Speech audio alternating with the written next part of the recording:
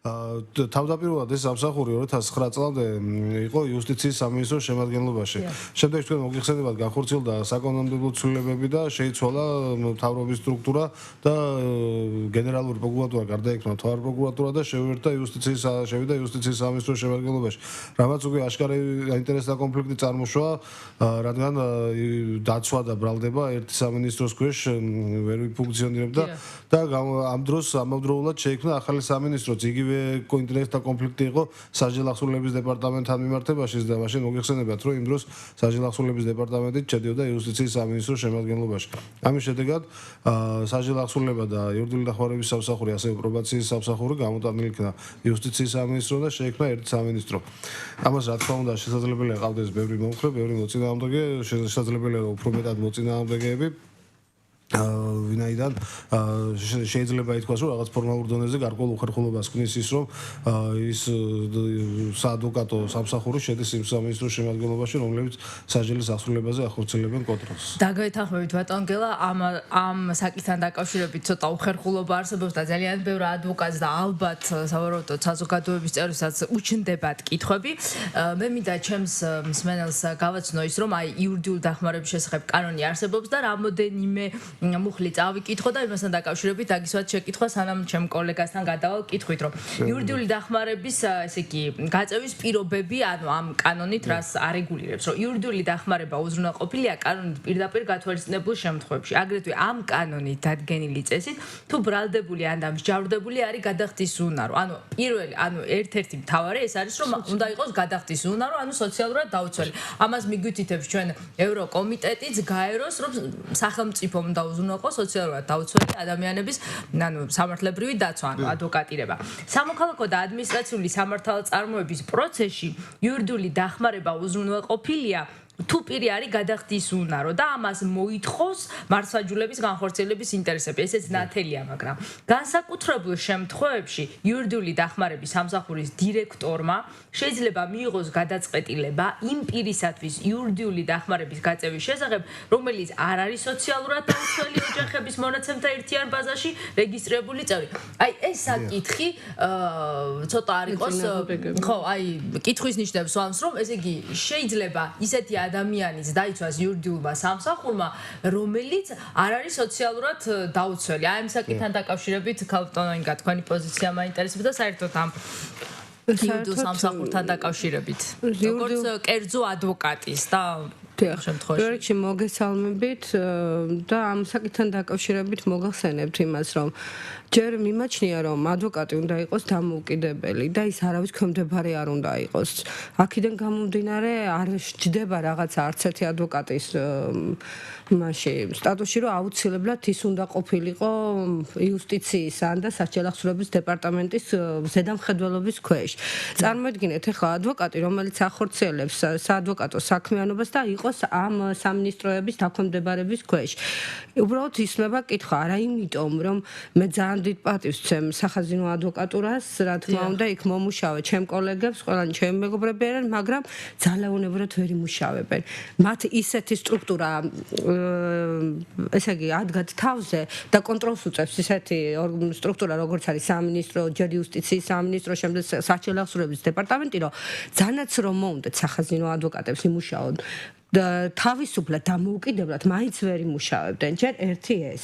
მინდა ამაზე ყურადღება გავამახვილო, რომ აი ამქიდან გამომდინარე არის ზუსტად, რომ აუცილებელი არის შეიცვალოს ამ მხრივ მათი სტრუქტურა. ანუ მუშაობის სტრუქტურა ჩვენ თვლიდით და ამაზე იყო ლაპარაკი, რომ აუცილებლად სახაზინო ადვოკატურა უნდა გადასულიყო ასოციაციის ქვეშ და უნდა შესულიყო ჩვენს რიგებში, ანუ ასოციაციის და უნდა გაეკონტროლებია ეს სახაზინო ადვოკატურა, მხოლოდ ასოციაციას. აი ამ შემთხვევაში უფრო ნორმალური იქნება, უფრო ნორმალურად შეძლებენ სახაზინო ადვოკატები მუშაობასაც, თავისუფლად დაიცავენ კლიენტს, თუ გინდა იმ პატიმრის ინტერესებსაც.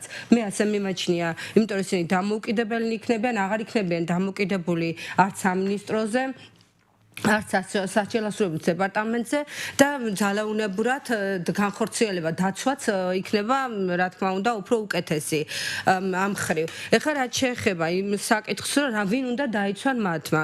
ბევრჯერ იყო ამაზე ლაპარაკი, ძალიან ბევრი დისკუსია მიმდინარეობს ჩვენთან ადვოკატებში, იმიტომ რომ ხდება ისე რომ სახაზინო ადვოკატი ძალიან ბევრ საქმეს იღებს და ძალიან ბევრი საქმეები აქვთ, როდესაც არის ადვოკატები, რომლებსაც საერთოდ საქმე შეიძლება არ ქონდეთ, ისე გავიდეს თვე. და რატომ ხდება ახლა ეს? განა ამათი ბრალია სახაზინო ადვოკატი. ეს არის თვითონ კანონის და სტრუქტურის ბრალი. აი თუნდაც ავიღოთ ეს კანონი, რომელსაც ახლა თქვენ ამახვილებდით ყურადღებას, ხო? მათ უწერიათ, რომ უნდა დაიცვან მხოლოდ და მხოლოდ სოციალურად დაუცველი ფენები. და ამის სოციალურად დაუცველი ფენებს ვინ ეკუთვნება? მიეკუთვნება ის პირები, რომლებიც აღრიცხული არიან სოციალურ ბაზაში და მათმა უნდა წარმოადგინონ ეს საბუთი და ამის შემდეგ აქვს ბატონ გელას, რომ მას გამოუყოს ადვოკატი და დაიცვას მისი ინტერესები, ეს უფლება. მაგრამ ხდებოდა ის, რომ აი ფორმდებოდა საპროცესოები, კაცი იხდიდა 10,000, 15,000, 100,000-აც და იმას დრო არ ყავს არავითარი ეს ადვოკატი, ამიტომ რომ გამომძებელი ეუბნებოდა შენ არ გინდა ადვოკატი, ადვოკატს მიავიღო. მე თვითონ განვახორციელებ შენ დაცვას და ამ დროს ჩნდებოდა სახაზინო ადვოკატი, იმიტომ რომ აუცილებელი იყო საპროცესოს დროს კანონი ითვალისწინებს ადვოკატს და თუ მას ადვოკატი არ ჭირდება, რატო ჩნდება მაშინ სახაზინო ადვოკატი იმ შემთხვევაში? აი აქ ხდებოდა, იმიტომ რომ სახაზინო ადვოკატი გადის როგორც საპროცესო შეთანხმებებზე, ასევე უკვე გამომძიებელსაც აწყობდათ ეს, იმიტომ რომ მისი სტრუქტურა შეიძლება მე ვერ მივაყენებ შეურაცხყოფას ნამდვილად აქ მომუშავე ადვოკატებს ძალიან პროფესიონალები არიან, მაგრამ შეიძლება მათ უნდათ რომ ამ სტრუქტურას ემუშავა. შეიძლება ესეც იყო. მე ვერ გეტყვით, იმიტომ რომ რატო იყო რომ აი გამოვიდოდა დადგენილება, ელემენტარულად ადვოკატი არ უნდა, ეუბნებიან ადვოკატი არ გჭირდება და მე რო უცებ დადგენილებას აფორმებ გუგზავნიდან ბატონ გელას, რომ სახაზინო ადვოკატი გამოგვიყავით. აი რატო უნდა განსხვავდებით? თქვენ თვითონაც დააკვირდით, არ უნდა ისე ადვოკატი ასოციაციის, უნდა სახაზინო ადვოკატი. და მას აი ესე არ გამოვა ქალბატონო ინგა, ესე საუბარი ახლა სიმართლე გითხრათ, თუ არ უნდა advokati ეს მისი გადასაწყვეტი იყო და მე ვაშ ნამდვილად ვერ დაგეთანხმებით, ვეთქი მაგრამ იქ სადაც გამომძიებელს შეეძლო ნებისმიერი ადამიანისთვის, ბრალდებულისთვის თუ გინდებათ კონკრეტულად, რომ აეგზალა რომ დაუშვათ მოსულიყო თქვენთან და თქვენ განხორციელებიათ მისი დაცვა. არა, მე მაქვს პრობლემა. აი ეს არის სუთა პროცესუალური მომენტი, პროცედურული მომენტი, როდესაც მიდის ბრალდების ხარისა და ბრალდებულს შორის საპროცესო შეთანხმებასთან მოლაპარაკება და ბრალდებული არ არის წარმოდგენილი დამცველით, ადვოკატით, ასეთ შემთხვევაში პროცესის წარმოებელს კანონის საფუძველზე პირდაპირ აკისრია ვალდებულება, რომ მან ასეთ შემთხვევაში დაუნიშნოს. ჩვენ უნდა ნახოთ 45 მუხლე ძალიან კარგად, ჩავით თეთრზე გარკვეული წერია, თუ რა უნდა იყოს ამ შემთხვევაში მოქმედება.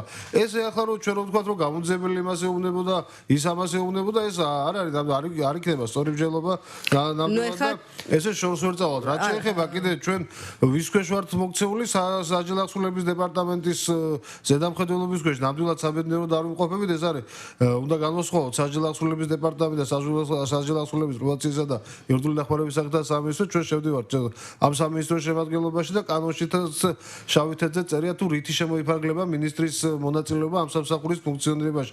ეს არის სამსახურის დირექტორის დანიშვნა და ის ისმენს ფინანსურ ანგარიშს სამსახურისას და თქვენ რაზეც საუბრობთ, რომ დამოუკიდებლობა ადვოკატისა, მე ადვოკატის დამოუკიდებლობა არის ასევე კანონით გარანტირებული. თუ ვინმე ერეოდა ადვოკატის საქმიანობაში, ეს ადვოკატს თვითონ უნდა და თუ ეს სამსახურსაც ჩააყენებდა საქმის გულში ამის შესახებ დამერწმუნეთ, რომ სამსახურიც აუცილებლად მოახდენდა რეაგირებას. ეს არის დანაშაული ადვოკატის საქმიანობაში ჩარევა და ვერავინ ვერ ჩაერეოდა. რაც შეეხება კიდე აი ერთ საკითხს, რომ თქვენ მხოლოდ წაიკითხეთ კანონის სადაც არის საუბარი საგამონაკლისო წესზე, ანუ როდესაც ეს შემთხვევა კანონმდებელმა და სხვათა შორის ეს კანონი ესე ზეპირად მხოლოდ პარლამენტს არ მიუღია, ეს იყო ზუსტად იმ ჩვენი პრაქტიკის ანალიზის საფუძველზე, როდესაც არსებობდა ის ორი საპილოტო ბიურო და სწორედ ამათი პრაქტიკისა და ასევე ამ სამსახურში მეექვსე მუხზეც არის საუბარი გადახდის უნარობას შემთხვევაში ადგენს მინისტრი და ამაზეც ისაუბრეთ. დიახ, კი ბატონო. ბატონო მოგახსენებთ, ანუ სამოქალაქო და ადმინისტრაციულს რაც შეეხება სამწუხაროდ უნდა ითქვას, იმიტომ რომ ჩვენ ბევრი სოციალურ დაუცველი ამ კუთხითაც საჭიროებს, გაცილებით მეტი ვიდრე სისხლის სამართალში საჭიროებს, გაცილებით მეტი საჭიროებს ამ კუთხითაც დახმარებას, მაგრამ ამ კუთხით ვერ უწევდით, მხოლოდ და მხოლოდ კონსულტაციით შემოვიფარგლებოდით, იმიტომ რომ კანონის ნორმა, რომელიც ადვოკატურ მომსახურებას ითვალისწინებს სამოქალაქო და ადმინისტრაციულ საქმეებზე 2013 წლის 1 იანვრამდე არის გადაწეული და საუდოდ ალბათ კიდევ ისევ გადაიწევს და მიზეზი ამის არის ის, რომ სამსახურს ეს არ შეუძლია, არამედ მიზეზი არის ის, რომ ბიუჯეტს არ გააჩნია საკმარისი თანხები, რომ ამისთვის გამოიყოს მინიმუმ ალბათ ორჯერ მაინც დაჭირდება ბიუჯეტს გაზრდა. რაც შეეხება საგამონაკლისო წესს და როდესაც ბიუროს უფროსს აქვს უფლება მიმართოს დირექტორს, რომ საგამონაკლისო წესით დაუშვას ისეთ ადამიანზე ადვოკატის გამოყოფა, რომელიც არ არის სოციალურ დაუცველთა ბაზაში. მე პირადად ძალიან ბევრი ადვოკატისაგან, ძალიან ბევრი უფლებადამცველისაგან, ძალიან ბევრი არასამთავრობო ორგანიზაციისაგან თუ საერთაშორისო თუ ასე შემდეგ ორგანიზაციისაგან გამიგია, რომ ეს სოციალურ დაუცველთა ბაზები არის პრობლემური. ანუ იქ ხშირად ვერ ხვდებიან ის ადამიანები, ვინც უნდა იყვნენ იქ რეალურად ამ ბაზაში მოთავსებულები. ხშირად არის ესეთი შემთხვევები, როდესაც იქ ვინც არის ის შესაძლებელია, რომ არც იმსახურებდეს იმ ბაზაში ყოფნას. ეს ცოტა სახელმწიფოს პრობლემა ხო არ არის უფრო. ხო, მაგრამ ჩვენ სახელმწიფოს პრობლემის გამო ვერ დავიბანდით, პილატესავით, ხელს და ვერ ვიტყოდით, რომ იცით, სახელმწიფოს აქვს ეს პრობლემა არა აქვს მოგვარებულია. მე არ მაინტერესებს შენ რომ დღეს გიჭირს და შენ რომ აი სახელმწიფოს წინაშე რომ აღმოჩნდა იქ მთელი თავისი სადამსჯელო აპარატი და იქნება პოლიცია თუ პროკურატურა გიპირისპირდება რა ვქნა არა სწორედ ამიტომ იქნა ჩადებული მუხში ეს ნორმა რომ როდესაც ესეთი ადამიანი მოვიდოდა რომელსაც მართლა რეალურად არ გააჩნია საშუალება იმისა რომ აიყვანოს კერძო ადვოკატი და გადაიხადოს ადვოკატის მომსახურებაში ფული რომ ეს ადამიანი რო ღვთის და ბედის ანაბარად რო არ დაგვეტოვებია სწორედ ამიტომ იყო კანონში ეს ნორმა გათვალისწინებული და მაგ შემთხვევებში იყო ხოლმე გამოყენებული კანონის ეს მოთხოვნა რომ დირექტორს გამოიყენებია მისი საგამონაკლისო უფლება და დაენიშნა ადვოკატი. ანუ მე რა იცით რა მაინტერესებს ერთია რომ არსებობს სოციალური ბაზა და იცავთ მაგრამ აი საგამონაკლისო რომელია ანუ ამ სოციალურ ბაზაში არ არის ეს ადამიანი ეს ადამიანი დიახ ან არის და დაუშვათ აი ჩვენ ვიცავთ სოციალურ დაუცველთა ბაზაში მაგრამ ისე შეიძლება მივიღოთ გადაწყვეტილება აი ეს მაინტერესებს ანუ ორ კატეგორიად კი აუცილებლად მოგახსენებთ ანუ ორ კატეგორიად შეიძლება ითქვას რომ ყოფთ ჩვენ ამ ბაზას ერთი არის 70000-ზე ნაკლები ქულავი ვისაც აქვს მას აბსოლუტურად ყველას ვიცავთ და 70-დან 100-მდე ვისაც აქვს გარკვეული კრიტერიუმები აქ და აი მრავალშვილიანი ოჯახის წევრი უნდა იყოს ვიძულებით გადაადგილებული პირი და ასე შემდეგ რამოდენიმე კრიტერიუმია არის კანონში ამის შესახებ საუბარი და ასეთ ადამიანებს ვიცავთ. თქვენ წარმოიდგინეთ მოვიდა ადამიანი საგამონაკლისო შემთხვევა გამოიყენებოდა ისე დროს, როდესაც დაუშვათ მოვიდა ადამიანი ჩვენ გვაქვს ამ სოციალურ დაუცველთა ბაზასთან წვდომა და ამოწმებთ ანუ ჩვენ არ ვაწუხებთ ამ მოქალაქეებს რომ იცით წადი შენ სოციალურყოფის განყოფილებაში და იქიდან მოიტანე როცა მოდიდეს ეს ადამიანი და ჩვენ ამოწმებთ ბაზაში და აღმოჩნდება რომ მას აქვს 70250 ქულა ანუ ისეთი მცირე არის სხვაობა მის ხო ცოტა იმდენად ცოტათი უკეთესი ფინანსური თუ ეკონომიკური მდგომარეობა დაუცველთან რომ ალბათ ასეთ შემთხვევაში უნდა გამოყენებულიყო და უნდა ეს ადამიანი არ უნდა დარჩენილიყო და დაცვის გარეშე მით უმეტეს ეს ბაზები არის ყვადაღებული თემა რომელზეც მიმდინარეობს სულ საუბარი რომ იქ რაღაცა კომპიუტერი ითვლის ამ ქულებს ის აგენტები რაღაცა იქ ვიღაცას კომუნისტების რო შენაძენი ტელევიზორი და მაცივარი უდგას სახში და ამიტომ გასაგებ ეს არის ცოტა სხვა თემა მაგრამ თავარია ის რომ ქავტონინგა საუბრობდა გავაწყვეტიეთ და ისევ ქავტონინგას ესე იგი აქ არის საუბარი იმაზე რომ და ბევრი ადვოკატი მე ამ შემთხვევაში წავყვანი ვარ და შემიძლია იმ ადვოკატების თავშოთ პოზიციას დავაფიქსირო თვლიან საერთოდ ზოგადად ახლა ერთი კვირის განმავლობაში ქონდა შეხვედრები და თვლიან ეს ადვოკატები მე პირადად არ მქონია შეხება და ანუ ჩემი სუბიექტური აზრი არ შემიძლია გავაშეხე რომ აღნიშნულ საკითხთან დაკავშირებით მაგრამ აი ეს ადვოკატები თვლიან რომ აი ეს სამსახური იურიდიული დახმარების სამსახური ამ შემთხვევაში ესე იგი ატარებდა სახელმწიფო ინტერესს ჩემი აზრით თუ ეს დავშვათ გადმოვა ადვოკატ ასოციაცია ანუ ეს კითხვები საერთოდ შემდეგ აღარ უნდა დაისვას მე ისე ვფიქრობ ანუ ჩვენ დღეს უნდა გადავჭრათ ეს პრობლემა ისე რომ ხვალ ზეგ და მაზეგ ანუ ეს კითხვები აღარ უნდა დაიშვათ ადვოკატის ინსტიტუტთან დაკავშირებით, ანუ აღარ უნდა გქონდეს აღნიშნული კითხვები, მე ესე ვფიქრობ, აი ქალტონინგა თქვენას. მე ისე გეტყოდით ამასთან დაკავშირებით ჩვენ ადვოკატთა კორპუსს ნამდვილად არ გვაჯავრებს ის რომ სახაზინო ადვოკატები მსახურები სოციალურად დაუცველფენებს, ამაზე არც აქვს პრობლემა და არც ერთ ადვოკატს არ უნდა რომ თქვათ ამას წინააღმდეგ არც აზრი გამოუთქვამს არც ერთ ადვოკატს, უბრალოდ ეს არის პრობლემა სახაზინო ადვოკატებში ის რომ სახაზინო ადვოკატები გადიან საპროცესო შეთანხმებებზე. საპროცესო შეთანხმებებზე გადიან ერთი ბატონო გელა ისევ ჩამეჭერეთ ძალიან ხო. ზეგან აღარ გადაწყვეტიეთ მეც მაცალეთ ჩვენ ალბათ წარმოვიდგინოთ რომ პროცესზე ვართ. ჯერ ერთი მხარე ვილაპარაკებთ, მე მეორე მხარე თქვენ რაც არ მოგეწონებათ. პროცესზე პროტესტის უფლება ხო გვაქვს. კი, მაგრამ ასე წამოყვირებიც არა, მაშინ გაგვაძევებს მოსამართლე გარეთ. ხო და ეს მოგახსენებთ ამასთან დაკავშირებით რომ აი საპროცესო გარიგებებზე გადიან არის მაგალითად არის საპროცესოში იხდის კაცი ვთქვათ 100 ვთქვათ 10 ვთქვათ 10000 ლარს და 20000 ლარს სადაც იხდის კაცი დავიჯერო იმას ადვოკატის აყვანის საშუალება არა აქვს რომ ადვოკატის ორდერი ამოწეროს და აიყვანოს ადვოკატი.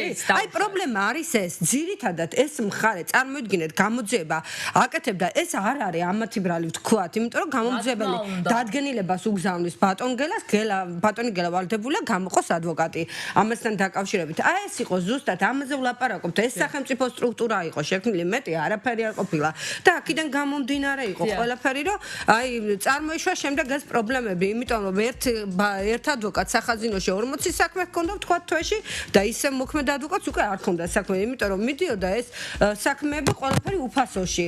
სოციალურად დაუცველფერნეს საერთოდ არ ეკუთვნოდა ეს ხალხი, მაგრამ იცავდა მაინც სახაზინო ადვოკატი. უკაცრავად სარეკლამო ჭრაზე უნდა გავიდეთ.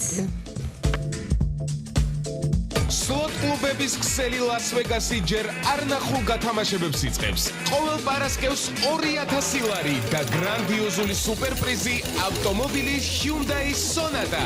დიახ, არ მოგესმართ, Hyundai Sonata. ლას-ვეგასი, შეიგრძენი თამაშის უპირატესობა. ჩვენთან ყველა გამარჯვებულია. Elite Electronics-ში შეიძინეთ თქვენთვის სასურველი ნებისმიერი ტექნიკა საუკეთესო ფასად და ისარგებლეთ 6 თვიანი 0%-იანი განვადებით. დღის ეთერის სპონსორია სავაჭრო ცენტრი 4-იანი. გსურთ შეიძინოთ სამშენებლო და მოსაპირკეთებელი მასალები ან კომფორტულად მოაწყოთ თქვენი ბინის ინტერიერი. გთავაზობთ კარბოლუქს, სამშენებლო და დეკორატიულ აგურსა და ბლოკს, სადარბაზოსა და შიდა კარებებს, შეკიდულ ჭერს, პარკეტს, შპალერს. 4-იანში ინტერიერისთვის შეიძენთ მისაღების, საძინებლის, სამზარეულოსა და აბაზანის ავეჯს, საოფისე სავარძლებსა და მაგიდებს, სანათ მოწყობილობებს. სავაჭრო ცენტრი 4-იანი, ქუთაისი, გუგუნავას ქუჩა ნომერი 13.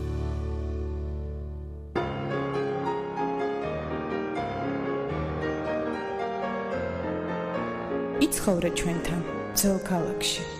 FM 107.9. ყოველი საათის დასაწყისში ძველი ქალაქის ახალი ამბები. 107.9 FM. Come triste Venezia. Ein Frühlingsabend in Paris. Barcelona, such a beautiful ride. New York, New York. ყველა ქალაქი ერთ ქალაქში. ძველი ქალაქი 107.9 FM.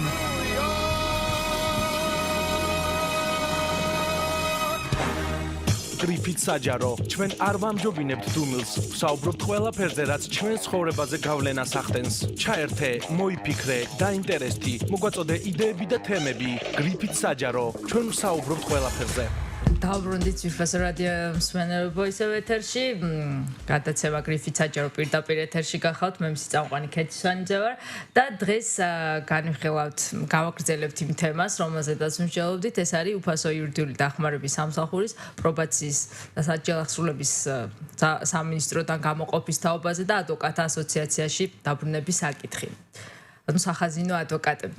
გაბატონინგა საუბრობდა ამასთან დაკავშირებით და მინდა გავაგრძელებინო მას, ანუ შეკითხვა გახდათ ესეთი, რომ ის მოსაზრება, რომ ადვოკატები თვლიან, რომ ეს უფასო იურიდიული დახმარების სამსახური, რასაც ქვია მხოლოდ აი სოციალურად დაუცველი ადამიანების, ესე იგი, ფენას შორდება და ეს სამსახური მოსაზრება არის ესეთი ადვოკატების, რომ იცავენ ისეთ ადამიანებს, რომლებიც არ არიან სოციალურად დაუცველი. რამდენად მართებულია და საზოგადოება თვლის და ადვოკატებიც, რომ ეს არ არის მართებული, რომ ესე იყოს. მხოლოდ სოციალურად დაუცველ ადამიანებს უნდა ემსახურებოდეს ეს სამსახური და დიახ, გაგრძელეთ. დიახ, აი მოგახსენებთ ამასთან დაკავშირებით წელღანაც გითხარით, რომ სოციალურად დაუცველ ფენებს უნდა ემსახურებოდეს, მაგრამ არის ძალიან ბევრი შემთხვევები, რომ ისინი სოციალურად დაუცველ ფენებს უკვე გასცდნენ და ჩვეულებრივ მოქალაქეებს ემსახურებიან, რომელსაც აქვს იმის შესაძლებლობა, ჩვეულებრივად გადაიხადოს ადვოკატის ჰონორარი, აიყვანოს ადვოკატი და დაიცვას ადვოკატმა მისი უფლებები.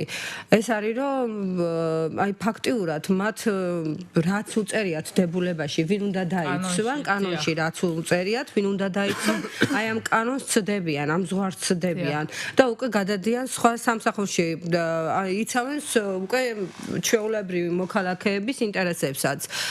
და აქედან გამომდინარე მიმაჩნია რომ მათი ასეთი მოქმედებით ირღვევა რა თქმა უნდა ადვოკატთა უფლებებიც, იმიტომ რომ რა ვიცი ახლა როგორ გითხრათ. დიახ. თვლი რომ საერთოდ სახაზინო ადვოკატურა უნდა არსებობდეს, რა თქმა უნდა იცავდეს სოციალურად არსებობდა ყოველთვის ეს იყო კოლეგია არსებობდა უწინა კომუნისტების დროს, რა თქმა უნდა კოლეგიის დროს და რა ვიცი, ყოველთვის არსებობდა, უბრალოდ ჰქონდათ მათ განსაზღვრული, სხვანაირად იყო მოწესრიგებული იმ პერიოდში, ახლა სხვანაირად არის მოწესრიგებული. მე ვთვლი რომ ეს კანონი პირდაპირ მიუთითებს რომ სოციალურად დაუცველი ფენები უნდა დაიცვან, მაგრამ გადახდის უნარო და ამ შემთხვევაში არ აქვს უფლება დაიცვან ისე მოქალაქეთა ინტერესები. მაგრამ ხდება ასე, ჩვენ მოусმინეთ, ამაზე იყო ლაპარაკი და ბატონ გელეს მოусმინეთ ამასთან დაკავშირებით გითხრა შეხვედრაზე. მანამდე რომ აი, როდესაც გაუმძებელია დაადგენილებას გამოგიგზავნოს და მას ჭირდება ადვოკატიო, რა უნდა ვქნათ ამ შემთხვევაში? ჩვენ უფლება არ აქვს რომ ადვოკატი არ მივცეთო. ამ შემთხვევაში არ უწერია ამ კანონში არ წერია რომ გამომძიებლის დაადგენილების თანახმად შეუძლია ბატონ გელეს გააგზავნოს მისი ადვოკატი და დაიცვას ამ ადვოკატმა მის სახაზინო ადვოკატმა დაიცვას იმ ბრალდებულის ინტერესები, რომელზედაც დადგენილება არის გამოგზავნილი, ან თუნდაც მსჯავრდებულის განსაჩელის ინტერესები. ამ შემთხვევაში ვთვლი რომ ესე იგი აი ზუსტად ამ წარმოშვა ადვოკატებს შორის ზუსტად ეს აზრი რომ მათმა უნდა შეასრულოს ეს ფუნქცია, იმიტომ წარმოიშვა ის აზრიც რომ ასოციაციის ქვემდებარე გადასულიყვნენ რომ აკონტროლოს ასოციაციამ ზუსტად მათი მოქმედება და შეხედოს ვის იცავენ, ვის არ იცავენ, გააკონტროლოს. ამ შემთხვევაში კონტროლის უფლება ასოციაციას არ გააჩნია, იმიტომ რომ ესენი არიან როგორც თვითონ ბატონმა განაცხადა სხვა უწყების ქვემდებარე და აქედან გამომდინარე ისინი სხვა უწყებას ემსახურებიან, სხვა უწყება უხდის მათ ხელფას მის ქვემდებარედ და რა თქმა უნდა დაცვა სხვანაირი იქნება რა თქმა უნდა. ანუ შეიძლება სანამ კითხავს დავსვათ გავცემ პასუხს აი რამოდენიმე აი მე ვიტყოდი ბატონ გელა რომ აი თავარი აუცილებლად უნდა ითქვას აქ სხვადასხვა პოზიცია არის, მაგრამ სინამდვილეში ორივე ადვოკატები ვძადებდა და მეც ადვოკატი ვარ და ყველა ჩვენ ვემსახურებით ამ პროფესიას, მაგრამ თავარი არის ის რომ ეს ადამიანები მოქმედებდნენ იმ კანონის ფარგლებში რომელსაც ეს სამსახური ექვემდებარებოდა, ანუ მათ არ ქონდათ უფლება ამ კანონის ფარგლებს გასცნენოდნენ და თვითონ კანონმა ჩაუდო ისეთი საკითხები, რომლებიც ზუსტად კითხვის ნიშნებს ალბათ ადრე ცვავდა და დღესაც ცვავს. ეგ სხვა საკითხია, მაგრამ ეს ადამიანები მოქმედებდნენ ეს ბიურო აბსოლუტურად კანონის ფარგლებში და კანონმა დაუწეს, ანუ სახელმწიფო მიიღო ადრე ესეთი კანონი და ეს სამსახური მოქმედებდა აღნიშნული კანონის ფარგლებში. ანუ ყოველგვარი რაღაც აქ წერია გადახდის უნაროსაც ემსახურებოდა და გადახდის უნარიანსაც ასე გამოდის. იყო იქ გამონაკლისი ნორმა, მაგრამ ეხლა ის საკითხი რომ დაისვა დღეს რომ ეს შეიძლება შეიცვალოს, რამდენად უფრო სამართლიანი იქნება, კანონიერი იქნება, ჰუმანური იქნება, ადამიანური, აი ეს უკვე სხვა თემა. თორე ეს ადამიანები, ამ ადამიანების კომპეტენციაზე არც არის საუბარი, პირიქით, ეხლა ჩვენთან შეხვედრაზე გაისმა ის რომ ეს ადამიანები არის ძალიან კარგად მომზადებული ადვოკატები, რომლებიც წლების განმავლობაში აღნიშნულ სფეროში მუშაობენ. თანხები და სახსრები ამ ადვოკატების მომზადებაში გაცილებით მეტია ჩადებული, ვიდრე ჩვეულებრივი მოქმედა დამეთანხმებით ქალბატონო ინგა და ესენი არიან გადამზადებული და მომზადებული კადრები. ანუ შეგვიძლია ვთქვათ, რომ აბსოლუტურად კვალიფიციური კადრები. და ამაზე საუბარი არ არის და არც დარწმუნებული ვარ ჩემ კოლეგას ამასთან დაკავშირებით კითხვის ნიშანი არ გავშდება. სხვა არის აი უკვე პროცედურული საკითხი თუ დავუშვათ შევა ადვოკატთა შესახებ კანონში ცვლილება როგორ უნდა მოხდეს ეს. აი, ამასთან დაკავშირებით უკვე იქ კანონში მონიტორინგის საბჭო არის, ბატონგელა, იქ რაღაც კონტროლის ფუნქციები აქვს. აი, ამასთან დაკავშირებით ისაუბრეთ, მოგცემთ საშუალებას და თქვენ პოზიცია დააფიქსირეთ, რამდენად თვლით საჭიროა გადმოვიდეს თუ არა ასოციაციის გამგებლობაში თქვენი სამსახური.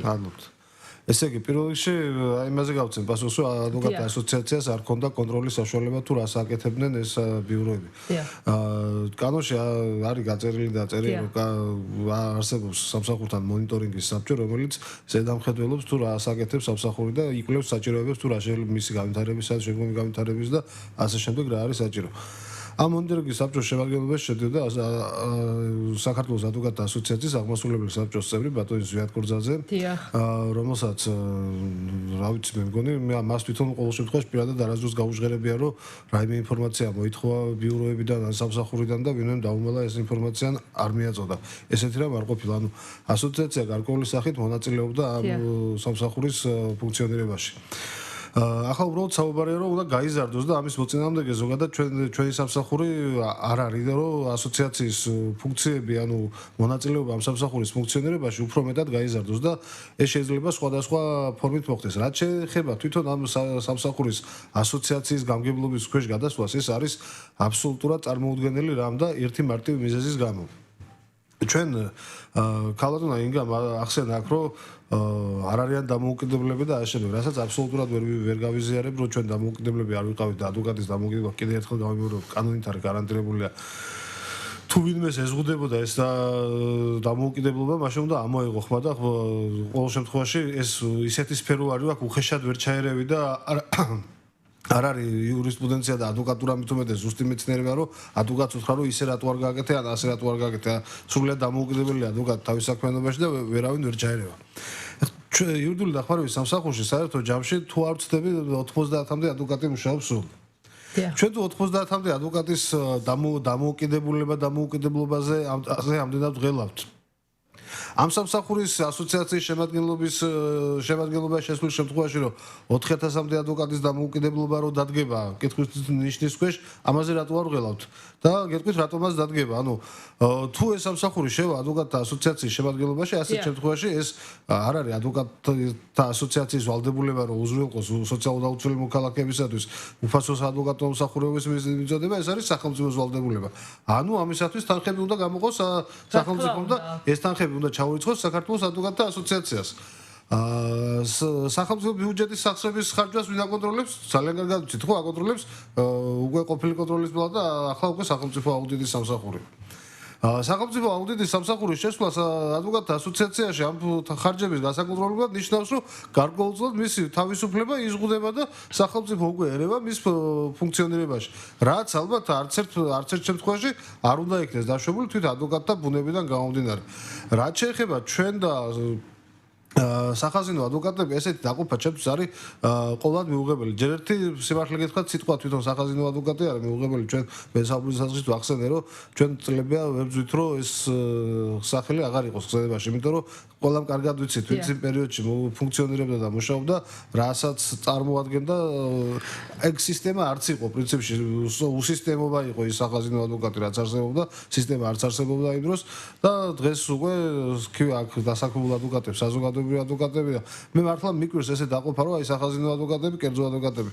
ეს ჩვენ სამსახურის დასაქმებული ადვოკატების და კერძო ადვოკატებიც ვართ ერთი ასოციაციის წევრები, ერთი გამოსტა გვაქვს ჩაბარებული და ესე დაყოფა ალბათ გაუმართლებელია. მე ძალიან ბევრი კერძო ადვოკატით შეგიძლიათ დაასახელოთ და მე შემიძლია და ალბათ ბევრსაც შეუძლია, რომ ვინც უფრო გაცილებით უფრო ლოიალურად იყო დამოკიდებულებაში იყო შემცდებული სამართალმცავებელთან და ასე შემდეგ. ამას ვერავინ ვერ გამორიცხავს, რომ რომელიმე სახაზინო ადვოკატს ამ სამსახურში დასაქმებულ ადვოკატს კონდეს გადასტომა ჩადენილი, მაგრამ ეს არ ნიშნავს იმას, რომ ეს სამსახური იყო მთლიანობაში ცუდი. პირიქით, ეს სამსახური იყო ერთ-ერთი ნათელი წერტილი, სადაც და დღესაც არის, სადაც საქართველოს იმ მოქალაქეებს, რომლებსაც ამის ფინანსური შესაძლებლობა არ გააჩნიათ, შეუძლიათ მოვიდნენ და იპოვონ საშველი მართლაც ამ სიტყვის სრული გაგებით და ასე რომ ძალიან სიფრთხილე დამოკიდებულება ჭირდება საკმაოდ და სხვათა შორის მინდა თქვა კიდე ინფორმაციის სახით, რომ 30 ნოემბერს UNDP-ის ორგანიზებით თბილისში ქორთიარ პერიოდში ტარდება სამუშაო შეხვედრა, სადაც საკმაოდ მთელი სექტორია წარმოქმნილი, როგორც სამთავრობო ისე არასამთავრობო ორგანიზაციების წარმომადგენლებისა, მაქვს პატივი მეც ვიყო მიწვეული ამ სამუშაო ჯგუფის შეხვედრაზე და იქ იქნება მსჯელობა იუდული დახმარების სამსახურის სამომავლო ადგილსა და სტატუსზე. ისა დიდი მადლობა ბატონ გელა. ეხლა ამ საკითხთან დაკავშირებით, რა თქმა უნდა, ყველა საკითხს ესეთი შერჩევით და სიფრთხილე ჭირდება, როდესაც რაღაც ესეთი გლობალური გადაწყვეტილება უნდა მიიღო და ხა ერთი სტრუქტურიდან წამოიღო და მეორე სტრუქტურაში გადმოიტანო, მაგრამ ის რომ სახელმწიფო სოციალურად დაუცველებს უნდა გამოუყოს თან, ხა ეს ადრეც იყო და ეს ყველა სახელმწიფოში ხდება და ამაზე ორი აზრი არ არსებობს. სახელმწიფო უნდა ზრუნავდეს ამ ადამიანებზე. ხო, მაგრამ სახელმწიფო კონტროლსაც უწევს, იმ ის მიერ გამოყოფილი ხარჯების თანხების ხარჯებას უწევს კონტროლს და ეს ნიშნავს დღეს საქართველოს ადვოკატთა ასოციაციაში ვერანაირი მოტივით ვერ შევა სახელმწიფო აუდიტის სამსახური. ერთი თეთრიც რომ გადმოირიცხოს უკვე სახელმწიფო ბიუჯეტიდან სახელმწიფო აუდიტის სამსახური შეუძლია როგორც გეგმიური ისე არაგეგმიური შემოწმების მიზნით იაროს საქართველოს ადვოკატთა ასოციაციაში. განკარგავს და შესაბამისად კონტროლსაც მეტი საფრთხის შემცველია. აი ამ საკითხებთან დაკავშირებით იქნება არასამთავრობოებთან შეხვედრა და მე როგორც ვიცი ადვოკატთა ასოციაციის თავმჯდომარე თქვენს უფროს შეხვდა და მოლაპარაკება აღნიშნულ საკითხთან დაკავშირებით მიმდინარეობს ამ ეტაპზე და ეს საკითხი რა თქმა უნდა გადაწყდეს ადვოკატების და საზოგადოების სასარგებლოდ. ეს რაც მეტი ადამიანი გამოთქვამს ამ საკითხთან დაკავშირებით მის მოსაზრებას არასამთავრობოების ჩაერთვებიან ადვოკატების და სახელმწიფოს წარმომადგენლების და განისაზღვრება ეს მიმართულება როგორ უნდა მოხდეს და გაითვალისწინებენ ანუ საზღვარგარეთის მოდელსაც და უცხო ქვეყნებში როგორ ხდება ეს რა თქმა უნდა კარგია მაგრამ თავარი ამ საკითხამდე სანამ მივალთ და ნუ ახლა ჩვენ ვისაუბრეთ არის ის რომ ჩვენ გაეროც ასევე მინისტრთა კომიტეტი ევროპის საბჭო და ყველა არასამთავრობო ორგანიზაცია უფლებად დამცველები მიგვითითებენ სახელმწიფოს რომლებიც ვართ ამ ევროკომიტეტის წევრები, გაეროს წევრები მიგვითითებენ პირდაპირ რომ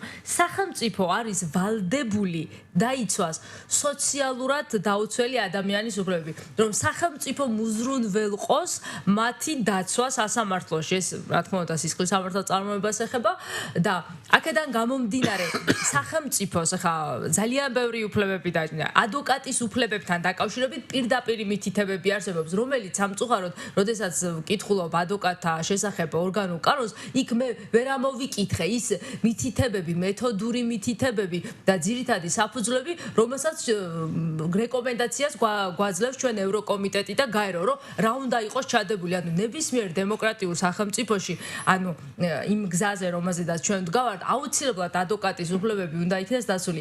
გაიჟღერა საკითხმა, რომ ეხლა თემიდან მე მგონი არ გადავალთ, ეხლა ერთი კვირის განმავლობაში აქტიურად დაისვა ის საკითხი, რომ ადვოკატს ჰქონდეს თავისი იმუნიტეტი. აი, ესეც მნიშვნელოვანი საკითხია და ის რომ ადვოკატის სამართლებრივ დაცვაზე ჩვენს კანონში სამწუხაროდ ბევრი არაფერი არ არის ნათქვამი, სამწუხარო ფაქტია და აუცილებლად ეხლა მაინც პარლამენტში ვიცი რომ მზადდება ცვლილებები და ამაზე ვისაუბრეთ, უნდა შევიდეს ამ კანონში ცვლილება და ის რაც მითითებები და რეკომენდაციები გვაქვს ჩვენ საერთაშორისო ორგანიზაციების მიერ აუცილებლად უნდა გავითვალისწინოთ თუ გვინდა რომ ჩვენ იმ დემოკრატიულ გზას შევუდგეთ და რა თქმა უნდა ეს სამართლებრივი და ადვოკატების როლის გაზრდით რა თქმა უნდა მოხდება და ეს მთავარი ინსტიტუტია ამ მშენებლობის გზაში. ქავტონიკა ამ იმუნიტეტთან დაკავშირებით შეგეკითხებით, აი ვერას ფიქრობ და საერთოდ ადვოკატის როლი რო გაიზარდოს. ეს იურიდიულ სამსახურში იქნება ადვოკატთა ასოციაციაში. ამას უკვე არსებითი მნიშვნელობა აქვს. მთავარი არის ის, რომ ჩვენი ადვოკატების უფლებები, ჩვენი მქონდეს იმუნიტეტი და ჩვენი უფლებები იყოს ამ საზოგადოებაში დაცული, რომ თუ დავშვათ პროკურორს, სხვადასხვა დაწესებულების მუშაკს, ანუ არ შეიძლება ესე შეურაცხყოფა მივაყენოთ და ნუ რაღაც არის ნორმები. ამაზე ჩვენ შემთხვევაშიც უნდა იყოს და ჩვენც უნდა გვიცავდეს იმ დონეზე კანონი, რომ ჩვენ მერე სხვა უფლება დარღვეული ადამიანები ღირსეულად და ჯერონად დავიცვათ. მართალია, ადვოკატები დაუცველები ვართ ამ შემთხვევაში და აუცილებელი არის ადვოკატს გააჩნდეს იმუნიტეტი და ის იყოს დაცული. ამასთან დაკავშირებით მიმდინარეობს კანონში ცვლილებების შეტანაზე მუშაობს ჯგუფი, რა თქმა უნდა, იურისტების დიდი ჯგუფი მუშაობს და იქნება ისეთი კანონი, იმედია, მიღებული ამ ხელისუფლების ხელში მაინც რომ ადვოკატი იქნება დაცული, მას იმუნიტეტი დაიცავს და არ იქნება ყველასათვის ხელმისაწვდომი ადვოკატი რადგანაც როგორც მოგეხსენებათ ადვოკატი საერთოდ ადვოკატის სტრუქტურაც არ ჩანს საქართველოში ნორმალურად აი გამოკვეთილი არ არის აი თუნდაც ავიღოთ ჩვენი სისხლის სამართლის საპროცესო კოდექსი საპროცესო კოდექსში რამოდენიმე თავი დათმობილი აქვს გამომძიებელს ვინ არის მოსამართლე ვინ არის პროკურორი ვინ არის და ეს ჩვენ ადვოკატები რატოღაც გაიგივებული ვართ ბრალდებულთან და ბრალდებულის ადვოკატის უფლებები მოვალეობები და ერთი და იგივე გვიწერია. აქაც უნდა შევიდეს აუცილებლად ცვლილება, უნდა გამოიყოს, აი, არა და ადვოკატი, ეს არის ძალიან დიდი ინსტიტუტი, ძალიან დიდი სფერო, იმიტომ რომ ადვოკატმა ყველაზე მეტი უნდა იცოდეს.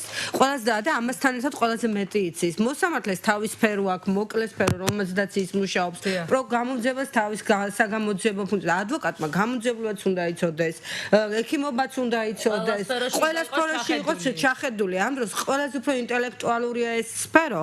და ამიტომ გამომდინარე მინდა რომ დაუცველები და აქედან გამომდინარე მინდა ის ვთქვა რომ აუცილებლად უნდა იყოს დაცვის ინსტიტუტი და ეს ადვოკატები უნდა იყონ დაცული ამ სახელმწიფოს ხელში. ესე იგი მეც აბსოლუტურად ვიზიარებ ინგას პოზიციას რომ ადვოკატის დაცვის გაცილებით უფრო მაღალი სტანდარტები და მექანიზმები უნდა იქნეს შემუშავებული კანონმდებლობაში.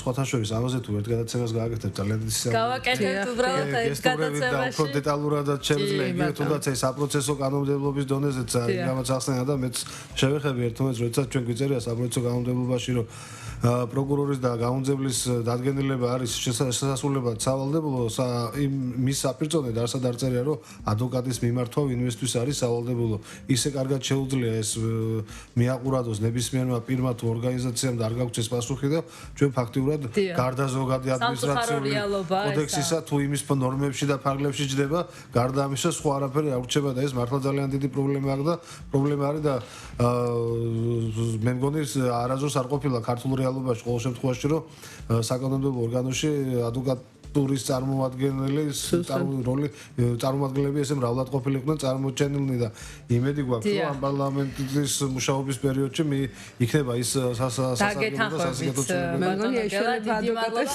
თავარი ახლა ჩვენი გადაცემა დასასრულს მივახლოთ და სამწუხაროდ ეს ისეთი თემა გქონდა დღეს კიდე დიდხანს ვისაუბრებთ მაგრამ თავარი არის ის რომ ეს იურიდიული დახმარების სამსახურის ადვოკატები იქნება ჩვეულებრივი ადვოკატები იქნება ჩვენი როლი გაიზარდოს საზოგადოებაში იმისათვის რომ ჩვენი სახელმწიფო განვითარდეს საერთოდ და სამოქალაქო საზოგადოება განვითარდეს დიდი მადლობას მოგახსენებთ გადაცემაში სტუმრობისათვის მადლობა რადიო მსმენელობო მომავალ სამშაბათამდე ელიტ ელექტრონიქსში